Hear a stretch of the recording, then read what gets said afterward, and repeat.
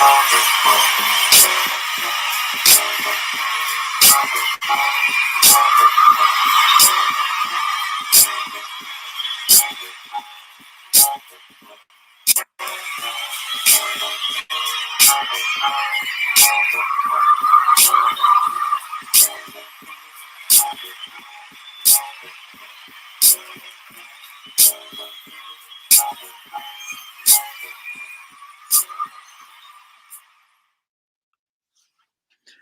right, good afternoon, and welcome to the ShOUT Show with me, your host, Preacher Moss. I want to thank everybody who's tuning in for the first time, and for those that have seen the show before, I want to tell you I appreciate your support and coming back. It could be other places you decided to spend your time here with me. Today is a very interesting show. It's going to be a little mix of something I had as a topic and then something that will be inclusive in terms of current events.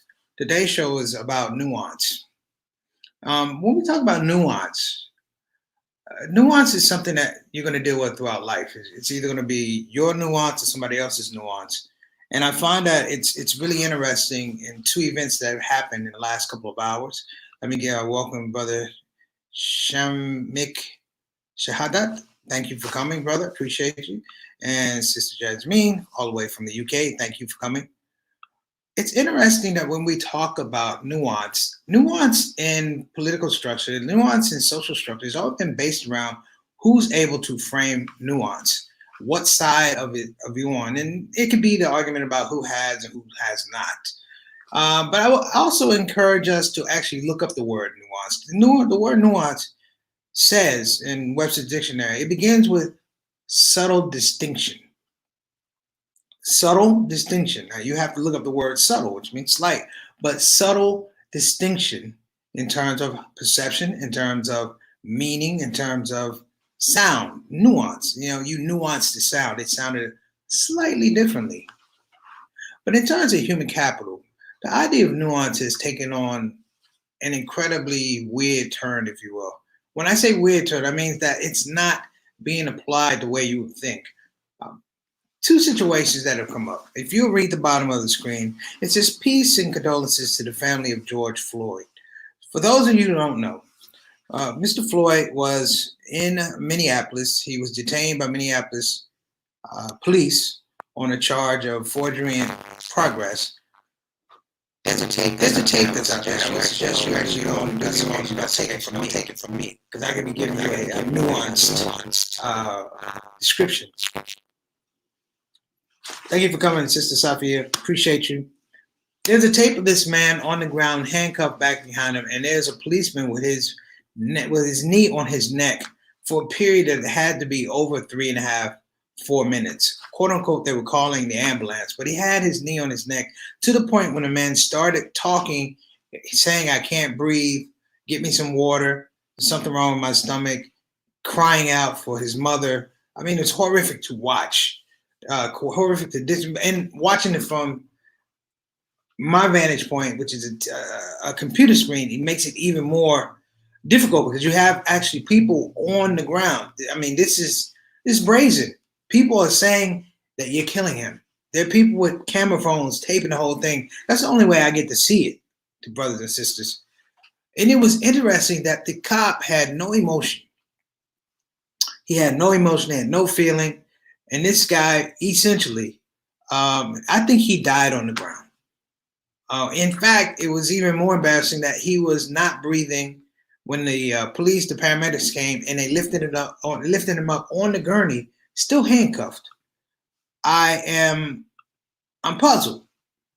I'm puzzled because being a black man in the United States, I realized that my mother, and my grandmother, and my father, and my grandfather spoke to me about nuance, but it wasn't nuance about dealing with subtle things. It was nuance dealing with the opposite of not having nuance, brothers and sisters, is none. There's no in between. We either have, you understand, being subtle and not subtle. Those are the only two things that you have.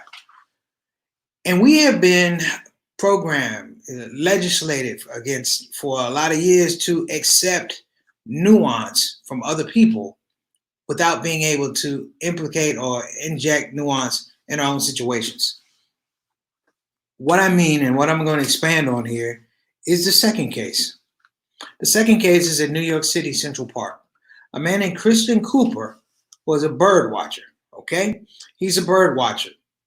In the video, there's a woman, white woman, let's just put it out there. Christian Cooper is black, white woman. She has her dog in this area where you're not supposed to have dogs. But more importantly, he asked the woman to at least have the dog on a leash because the dog was tearing up the ramble, which is important because for bird watchers, that's what the birds come to land and they can view the birds. The woman is belligerent. She doesn't do it. I think she puts the dog on the leash at some point in time, take him off the leash. He's filming her. She becomes belligerent. Stop filming me. Okay, that's a normal argument. Okay? That's a normal argument. This is where it goes off the track, though. She gets on the phone and says, "You don't stop calling me, I'm going to call the police." Lack of nuance. Not subtle. She says, "I'm going to call the police," but she calls the police, and you have to watch the videotape. She calls the police, and she says to the police, "There is a black man here that's threatening me and my dog. There's a black man here in the ramble at Central Park threatening me and my dog. Come immediately." No nuance. Not at all. Urgency, deception, no nuance, no truth. See, the fact is, you can't really have nuance with the truth. If you try to nuance the truth, most likely you're lying. In this case, she was lying. In the case of George Floyd, he's not here to give his case.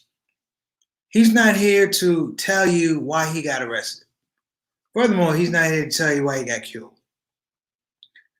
In the world of creativity, we live and die by nuance. Being able to take something that looks a certain way and just twist it a little bit to give it a different type of meaning. That's in art. That's in culture. What I'm seeing now is, and if this tape does not happen with Mr. George Floyd, there would have been a lot of stories that were different than what we saw in the videotape. You remember Eric Garner of New York City being arrested for contraband cigarettes. Now, what's interesting is the man clearly yells, "I can't breathe, I can't breathe, I can't breathe." Much the same as Mr. Floyd is yelling, "I can't breathe, I can't breathe." In that situation scenario, you don't need nuance. You need the truth. You need compassion. In no other place are you going to see this. Now, I don't want to get on the race thing, but I'm already on the race. I'm a black man in America. I don't even know why people go, "Oh, you're going to play the race card." I'm black in America. That is the race card. And for the most part, it lacks nuance unless it comes from black people. If you are Latino, the argument for immigration in the United States is not nuanced unless it comes from Mexican Americans. Same thing with women. Same thing with the poor. What am I saying? It means that the whole idea has been packaged right now. I have come to understand, and I really don't even like to talk about COVID-19 because COVID-19 has a lack of nuance from the people who are making decisions, which means that people in and of themselves have to figure out the subtleties of their own life based against the people who are supposed to be protecting them and leading us. This is nothing new. This is nothing new. I had a conversation with Dr. Yvonne Sufjan. She's like my other mother. And we were talking. She's 81 years old. God bless her. She's 81 years old. It was interesting because we talked about her mother, her grandparents, her great-grandparents. And I was talking about mine, and I said, these are people who lived with no nuance in society. They did things that were amazing. They did things that were astounding. They worked jobs from sun up to sundown. My grandfather, prime example, he worked a job from sun up to sundown, 2 jobs, in fact, with the understanding that even with the 2 jobs, he wasn't going to make enough to support his family in most cases. If you really start looking at it, I want to say maybe that nuance is in the hands of the people who serve creation, not the people that serve their own creation, or not the people that think they are the creation, for lack of a better word. Taking this whole idea of nuance, and I had a whole nother show planned, but we apply it to life. We apply it to life. Or I'm going to apply it to life. Meaning that I have thoughts about how we're going to get out of particular situations, financial situations. A lot of people look at financial situations through the prism of someone is employing you, not the fact that you have skills that are seen or perceived as being valuable. Nuance. Our health situation, if you will. Assalamu alaikum, sister. Thank you for coming. We're talking about nuance. We're talking about Brother Floyd up in Minneapolis that was killed by the Minneapolis police. Go to the videotape. But I'm talking about how we look at ourselves as a family. I think the interesting thing with family is that there's so many distractions with the family that the family never really grows a group understanding, almost like a herd immunity about how we expand and how we grow, how we protect ourselves. The idea of modern families is fragmented. The idea of the modern family is almost like the show Modern Families. We can't show you a consistent family all the way through, but what we can show you is snippets of all these different families in situations and scenarios that we think might be entertaining for you. That's not real family. If we're going to look further, Assalamu alaikum warahmatullahi wabarakatuh. Wa alaikum assalam warahmatullahi wabarakatuh, Sister Aika, all the way from Indonesia. Shout out to you. But let me further expand this. We're in a situation where nuance has been replaced in many regards with anxiety. So right now we're one of the most anxiety-riddled countries in the world. This is one of the most mentally unhealthy times in the world. And here's the deal. Don't blame it on COVID-19. Don't blame it on COVID-19. COVID-19 outside of the deaths is somewhat of a blessing for people because we have gotten away from looking at nuance, how we perceive things, the subtle distinctions, how people give a story. I remember talking about journalism before, sometime about writing, and I said, you have to understand writing, that the news that you see today, you have to understand the history of writing, the history of journalism. When I was a journalism student, they taught you, as a rule, to write for every genre. Newspaper, print, radio, TV. They taught you how to write press releases. They taught you how to write marketing, advertising. You would do all these things because they wanted to make sure that you had an identity or a connection with all these things that would be connected with people. Right now, we are in an identity crisis in the context that folks have lost the ability, or in some cases, the will to establish nuance when they deal with other folks. That's why you'll have situations where in Michigan, where people say, we don't want a shelter in place. All right, but why do you bring a gun when your argument is about, I don't want to stay home? Is it you don't want to stay home, or you want to go out and make some kind of statement? And this argument, and the killer part is, nobody can really tell you to stay home. You can go wherever you want to, but you're protesting. You have to find an argument. You have to find a group of people that are like you. We call that the wisdom of the crowd.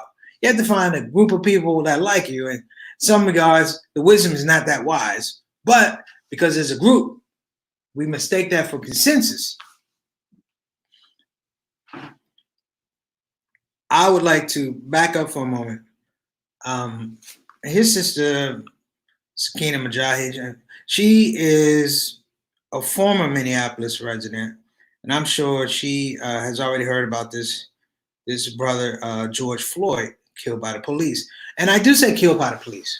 It's not allegedly, okay? I'm not going to go allegedly. I saw the tape. You killed that man. One of the things that are out there these days is the fact that, to me, in large regard, police don't have nuance. We don't have community policing anymore, or effective community policing the way we used to. So when the police show up, it's a crisis mode. And in their mind, it's like, I can't talk about it in their mind. I don't want to say that. But there is a thing where we are the law, and the law can do whatever they want to. No, the law can't do everything you want to because it's not your law. Your job as a police officer is to make sure the law is applied equally. And I mean not just equally, but also in a space where the law promotes the good, even in the worst situations. I have really tried to look beyond this.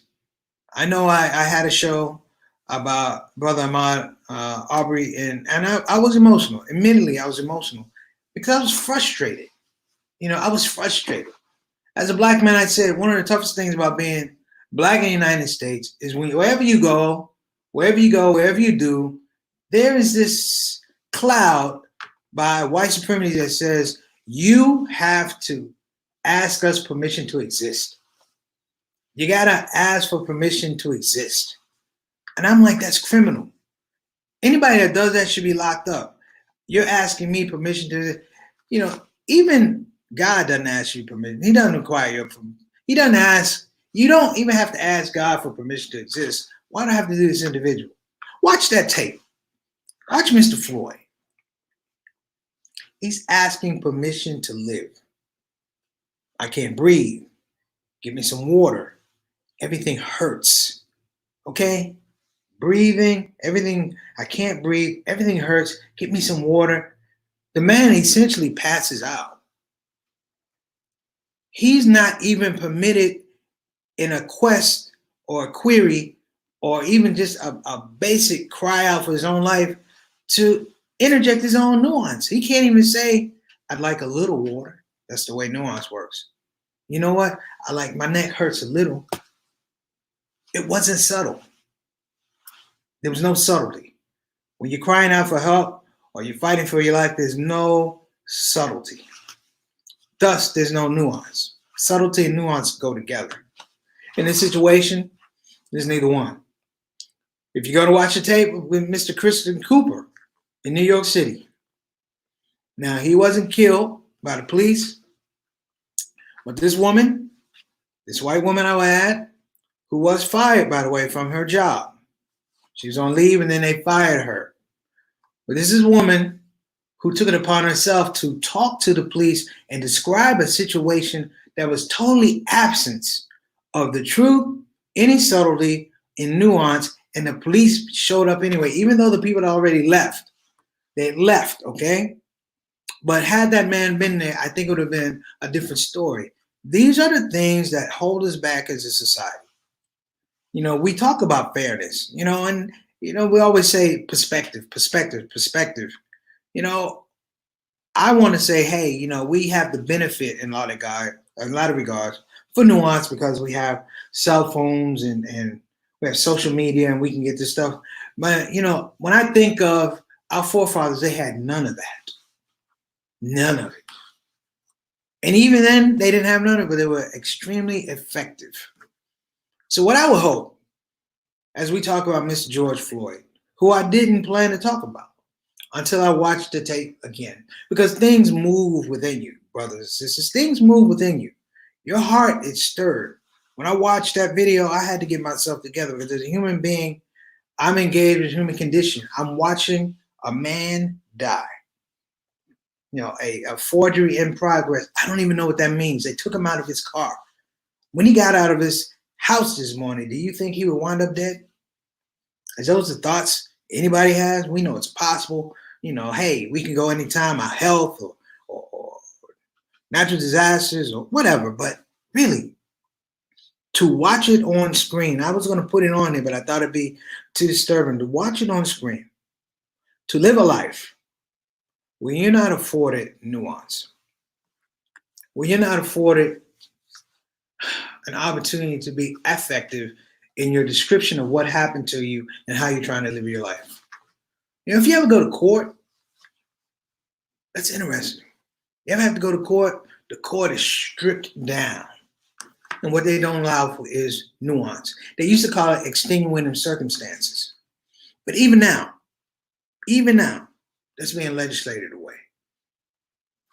Had a camera not been there with Mr. Floyd, how would that story been reported? Had Mr. Christian Cooper not had his cell phone to tape a woman who was taping him, he taped a woman calling the police on him. How would we reacted? Are we a society that is quickly moving to nuance? I mean, moving forward without nuance. I think about it, and this is the big one. We not hired, he was elected president, but this is the first president that I can say thoroughly disrespects, denies, and without subtlety has no nuance. That's the leader of the country. You know the people that don't have nuance? Liars, racists, situations that don't have nuance. Poverty, illiteracy, sexism, racism. These are things that don't have nuance. And when you start beginning to play this out just a little bit, and I'm going to shout Mary Moss out because my mom and I were talking about this earlier today. Just how people had to live their lives with dignity when folks attacked them or treated them with no nuance. I mean, yes, Doug Robinson, you are right. It's 2:00. For people that want to know about 2:00, you're going to have to go back. Doug Robinson is correct. It is 2:00 because we're in an age whereby it is so routine to see people not treated with nuance, or a group of people that deny it to folks. It's interesting because what's the story? Are you really having a true discussion? There was a situation, a scenario whereby I'm sitting with somebody knowing that we can't nuance the situation. I can. This person could not. And I don't blame it on anything, but it was the idea that to have any kind of compromise, to invite in any kind of information other than what I'm telling you, which in my mind has to be 100% correct. And for something to be 100% correct, you have to be 100% wrong. Is the balance. You can't have these things. What do we say? The little interstitial. You can't have them. My point is, today we finally reached 100,000 deaths as a part of this COVID virus. 100,000 deaths as part of this COVID virus. What's up, Sister Reed? The interesting thing is, I'll never know, we'll never know how many people died who died could have been saved, could still be living, could still be taking in breath today with the application of nuance. Words like I don't know. Words like I'm sorry. Words like I'll do better. Words like, you know what, let me be more active. Words like, let me be more sympathetic. Let me be more empathetic. These are words that are missing. These are the words that normally have to do with creative process, if you will. The greatest creative process is the creative going, you know what, I don't know, but I'm willing to invest to find out. How many cures started out with that? How many arguments, disagreements started? How many families have been broken up because of a lack of nuance? I mean, it's crazy, but it stirs the soul because I'm a living individual. I'm connected to people. That's a part of my job. I realize that as a wordsmith on stage, nuance has everything to do with a joke, how I said it, what words I use. It's a difference between being a killer joke and hilarious to being something where you seriously damage the heart of people. Am I sensitive about these things? Absolutely. I care about people.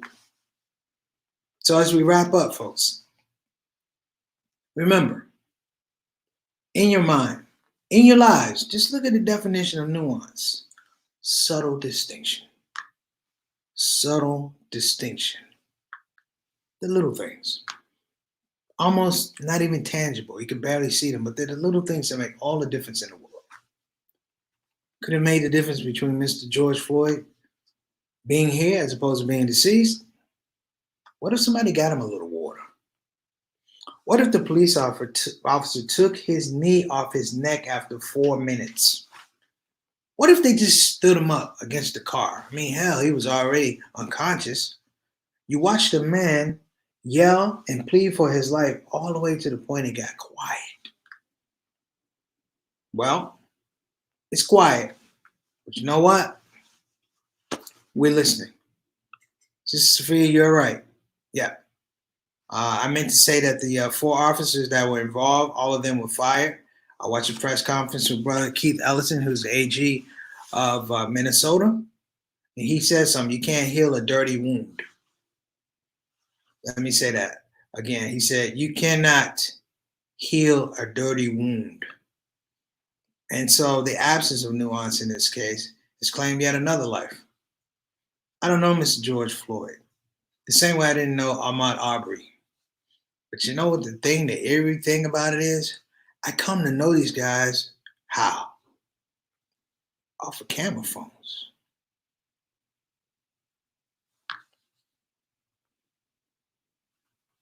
Listen, I really have to. I gotta go because I'm really in a place where I can't. I question the brutality, the lack of mercy, and I can't. There's really nowhere to go with this because it happens so often. It's like a bad for all of those old folks people here on the show, like Jabril and Doug and my mom. I mean, it's like a really bad reoccurring movie of the week. Remember, you have a movie of the week. It's almost like the murder of the week, and it just happens to be the same situation. People in oppressive scenarios trying to exert oppression over and over and over and over. Yeah. Thank you, Jabril. I appreciate it. So for this show, I'm going to ask all you brothers and sisters to pray for the family of Mr. George Floyd. No, I didn't know him. I don't know if he was in the commission of a crime. I don't know.